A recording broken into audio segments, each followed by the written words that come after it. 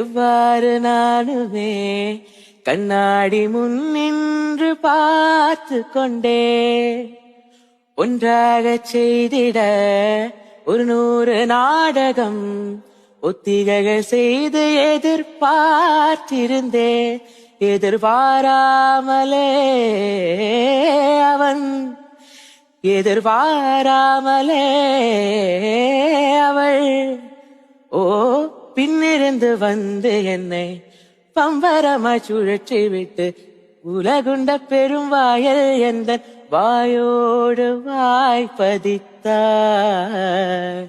இங்கு பூலோகம் என்றொரு இடமுள்ளதை அது மறந்தாளடி.